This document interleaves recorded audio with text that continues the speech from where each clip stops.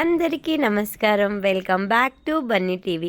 మా తిరుపతి ప్రయాణం ఎలా జరిగిందో నేనైతే మీతో కొన్ని విషయాలు షేర్ చేసుకుందాం అనుకుంటున్నానండి. అసలు మేము ఎప్పుడు బయలుదేరాము, ఎప్పుడు చేరుకున్నాము, ఎక్కడ ఉన్నాము, అక్కడ ఎలా వెళ్ళాము దర్శనానికి, ఇవన్నీ మీతో నేను షేర్ చేసుకుంటాను. వీడియో నచ్చితే తప్పకుండా లైక్ చేయండి. మేమైతే శుక్రవారం రోజు రాత్రి హైదరాబాద్ నుంచి తిరుపతికి బయలుదేరామండి. చాలా అంటే చాలా హ్యాపీగా మా కారులోనే వెళ్ళాము. నైట్ 11:30కి మేమైతే జడ్చర్ల దగ్గర అక్కడ కారు ఆపేసి టిఫిన్ చేస్తున్నామన్నమాట. మా పాపలు ఇద్దరు, మా బాబు, మా హస్బెండ్, మేము 5 మంది వెళ్ళామన్నమాట ట్రిప్కి. నేను చాలా విషయాలు అయితే షేర్ చేసుకోవాలనుకుంటున్నానండి. ఒక్కోసారి మనం ఒకటి అనుకుంటాము, కానీ అక్కడ ఇంకొకటి అవుతుంది. అది మా విషయంలో అయితే నిజమయ్యిందండి. అదేంటి అనేది నేను ముందు చెప్తూ ఉంటాను.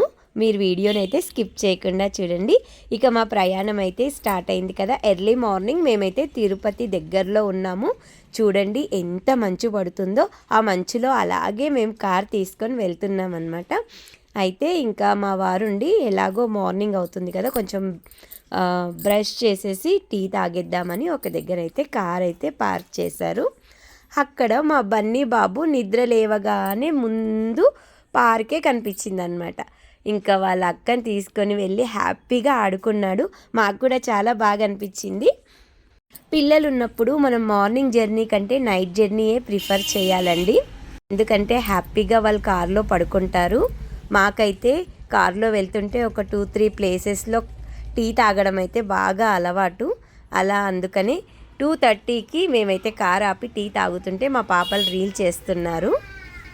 ఇక మేమైతే తిరుపతి చేరుకున్నాము. చేరుకోగానే బ్రేక్ఫాస్ట్ అయితే చేసేసామండి. అక్కడి నుంచి మేము ఇక బయలుదేరాము.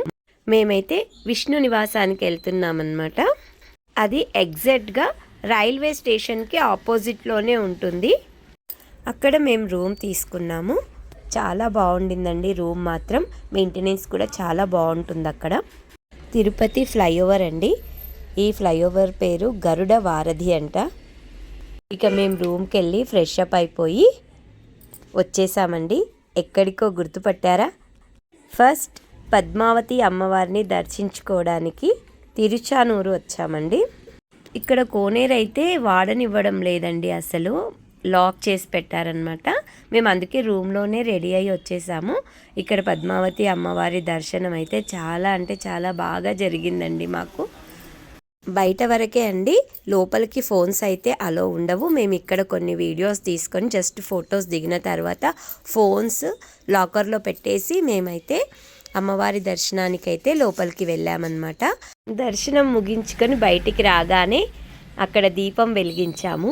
చూడండి, అక్కడ మాకు గజరాజు దర్శనం కూడా అక్కడే దొరికింది. చాలా సంతోషం. చూడండి ఎంత బాగా తల మీద ఇలా ఆశీర్వాదం ఇస్తుందో. మా బన్నీ బాబు అయితే ఫుల్ ఎగ్జైట్ అయ్యాడు.